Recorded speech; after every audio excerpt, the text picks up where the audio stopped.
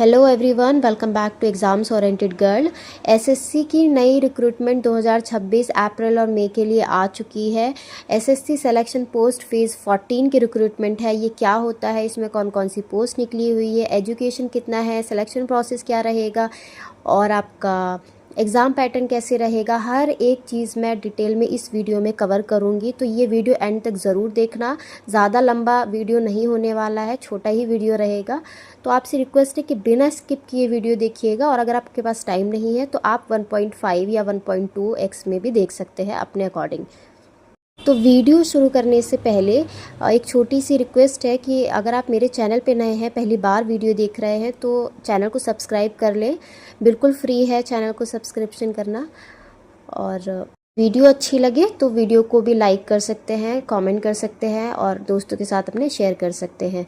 तो ये वीडियो बहुत इम्पॉर्टेंट इसलिए होने वाला है क्योंकि बहुत लोग इन पोस्ट का वेट करते हैं, स्पेशली एसएससी की जो भी जितनी भी पोस्ट निकाली जाती है उनके लिए। तो इसमें मैं आपको सबसे पहले एक ओवरव्यू दे देती हूँ कि इसमें एजुकेशन जो आपका रहेगा 10th वालों के लिए भी है, 12th वालों के लिए भी है और ग्रेजुएशन वालों के लिए भी रहने वाला है। ठीक है, तो वो इसमें मैं आपको बताऊंगी आगे। ठीक है, तो एंड तक ज़रूर वीडियो देखिएगा और अगर आपको कोई डाउट हो तो आप मुझसे पूछ सकते हैं। मैं कमेंट में पूरी कोशिश करूंगी कि आपको हर एक चीज़ डिटेल में बताने की पूरी कोशिश करूं। ठीक है, तो चलिए वीडियो शुरू करते हैं। ये स्क्रीन पे मैं आपको सबसे पहले लेकर चलती हूँ। ये आपके स्क्रीन पे ओवरव्यू आपको दिख रहा होगा, SSC selection post phase 14 recruitment 2026 overview. Vacancy इन एसएससी ने ही निकाली है। ऑर्गेनाइजेशन आपका पता ही है, एसएससी है, स्टाफ सिलेक्शन कमीशन जिसको हम बोलते हैं। वैकेंसी जो आपके मैं बताऊं तो मैट्रिक लेवल की भी है, इंटरमीडिएट लेवल की भी है और ग्रेजुएशन लेवल की भी रहने वाली है। टोटल पोस्ट इसमें 3003 पोस्ट रहेंगी। अप्लाई मोड ऑनलाइन रहेगा, सिर्फ आप ऑनलाइन ही अप्लाई कर पाएंगे। साथ ही साथ अगर आप किसी भी स्टेट से बिलोंग करते हैं, आप कहीं भी रहने वाले हैं और मेल है और फीमेल है, तो आप इन पोस्ट के लिए अप्लाई कर सकते हैं। ठीक है, आई होप मैंने चीज़ें यहाँ पे आपको मोटा मोटा एक समझ आया होगा कि कैसे होना है। चलिए, तो सैलरी पे सबसे पहले लेकर चलती हूँ। सैलरी पे आप देख सकते हैं पे लेवल यहाँ पे 1 to 8 का रहने वाला है, टू 7 CPC पे मैट्रिक्स। तो ये इनका आपका जो एजुकेशन क्वालिफिकेशन है, जो पोस्ट है, उसके अकॉर्डिंग आपका सैलरी वेरी करेगा, लेकिन सैलरी आपको बहुत अच्छा मिलने वाला है। और अगर आपको इसके बारे में डिटेल में जानना है, सैलरी के बारे में या किसी चीज़ के भी बारे में, तो आप नोटिफिकेशन से भी इसकी जानकारी ले सकते हैं। एज लिमिट की अगर मैं बात करूं तो मिनिमम 18 साल के आप होने चाहिए और मैक्सिमम आप यहाँ पे 30 इयर्स मतलब 30 साल के होने ही चाहिए। ठीक है, साथ ही साथ आपको एज रिलैक्सेशन भी मिलेगा जो कि 5 साल रहेगा आपका SC और ST कैटेगरी वालों के लिए, प्लस आपका 3 साल रहेगा आपका OBC और आपका जनरल कैटेगरी वालों के लिए। ठीक है, आई होप ये भी आपको समझ आया होगा। 5 साल SC ST कैटेगरी, 3 साल OBC एंड जनरल कैटेगरी के लिए। ठीक है, तो ये चीज़ें थी आपको समझने के लिए, ज़्यादा कुछ टफ नहीं था, छोटी सी चीज़ें थी। चलिए, एप्लीकेशन फ़ीस की अगर मैं बात करूं तो एप्लीकेशन फ़ीस यहाँ पे आपको लगेगी। जनरल OBC वालों के लिए 100 रुपीज़ पेमेंट आपको करनी है, मतलब फॉर्म भरने का आपको 100 रुपये भरना होगा। और SC ST PWD वालों के लिए कोई पेमेंट नहीं है, उनके लिए पेमेंट बिल्कुल फ्री है। ठीक है, पेमेंट मेथड आप ऑनलाइन भी कर सकते हैं, क्रेडिट हो, डेबिट हो या फिर नेट बैंकिंग हो या फिर कोई अदर बैंकिंग आपका सिस्टम हो, तो उसके अकॉर्डिंग भी आप कर सकते हैं। ठीक है, तो एप्लीकेशन फ़ीस का आई होप ये भी क्लियर हुआ होगा। सिलेक्शन प्रोसेस की अगर मैं बात करूं तो रिटन एग्ज़ाम आपका होना है, जिसको हम कंप्यूटर बेस्ड टेस्ट भी बोलते हैं, कंप्यूटर पे होता है। फिर आपका स्किल टेस्ट भी होगा और फिर आपका डॉक्यूमेंट वेरिफिकेशन होगा। तो 3 स्टेज में आपका सिलेक्शन प्रोसेस रहने वाला है। ठीक है, CBT, skill test and document verification. बाकी जानकारी आप नोटिफिकेशन से ले सकते हैं। नोटिफिकेशन आपको कहाँ मिलेगा वो मैं आगे आपको वीडियो में बताऊंगी, तो बिना स्किप किए वीडियो देखिएगा, अदरवाइज़ हो सकता है कि आपसे इंपॉर्टेंट पॉइंट भी स्किप हो जाए।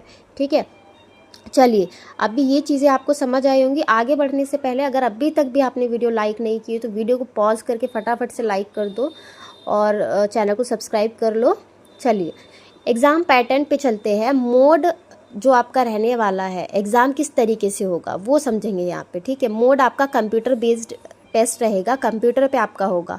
60 मिनट का टाइम रहेगा। ऑब्जेक्टिव टाइप क्वेश्चंस आएंगे। नेगेटिव मार्किंग की अगर मैं बात करूँ तो 0.50 मार्क्स पर रॉन्ग आंसर, ठीक है। तो इतना आपका हर एक रॉन्ग आंसर पे इतना नेगेटिव मार्किंग आपका होगा, ठीक है। साथ ही साथ लैंग्वेज की अगर मैं बात करूँ तो आपका इंग्लिश एंड हिंदी रहने वाला है, ठीक है। तो ये चीज़ भी क्लियर हुई होगी, इंग्लिश एंड हिंदी दोनों में आएगा एक्सेप्ट इंग्लिश सेक्शन, क्योंकि वो तो इंग्लिश में ही आता है, ठीक है। ये चीज़ें क्लियर हुई होगी आपको। चलिए आगे अभी हम सिलेबस को देखेंगे कि सिलेबस में आपसे क्या क्या पूछा जाता है, ठीक है। ये यहाँ पे टेबल फॉर्म में मैंने डाला है, आप देख सकते हैं। सबसे पहले जनरल इंटेलिजेंस का आपका सब्जेक्ट है, जिसमें आपको 25 क्वेश्चंस आएंगे और एक क्वेश्चन आपका 2 मार्क्स का रहेगा। तो आपका इस तरह से 50 मार्क्स का क्वेश्चन, 50 मार्क्स का जनरल इंटेलिजेंस बन जाता है। वैसे जनरल अवेयरनेस है, क्वांटिटेटिव एप्टीट्यूड है और आपका इंग्लिश लैंग्वेज भी है। सारे आपके 25-25 क्वेश्चन रहेंगे और 50-50 मार्क्स के रहेंगे। इस तरीके से आपका 100 क्वेश्चंस बनते हैं 200 मार्क्स के, ठीक है। चीज़ें क्लियर है आपको, तो आप इसका स्क्रीनशॉट लेकर भी अपने पास रख सकते हैं फॉर योर फ्यूचर रेफरेंस, ठीक है। आपको समझने के लिए आसानी हो जाएगी, ठीक है।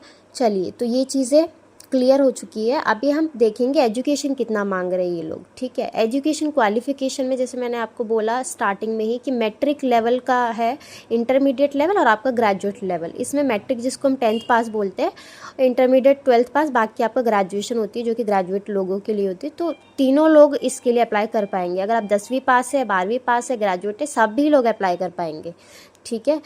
चलिए, तो ये वाली चीज़ें भी आपको क्लियर हो चुकी होंगी। अभी हम डॉक्यूमेंट वेरिफिकेशन के टाइम पे जो इम्पॉर्टेंट डॉक्यूमेंट्स आपको लगते हैं मैं वो आपको बता देती हूँ।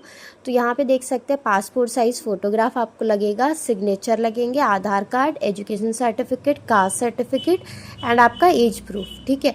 तो ये सारी इम्पॉर्टेंट डॉक्यूमेंट्स है जो कि आपको तैयार करके रखने हैं, क्योंकि ये आपको बाद में लगेंगे। इसलिए इम्पॉर्टेंट डेट्स की अगर मैं बात करूं तो एप्लीकेशन इसके भरे जा रहे हैं 13 अप्रैल से, ठीक है, 2026।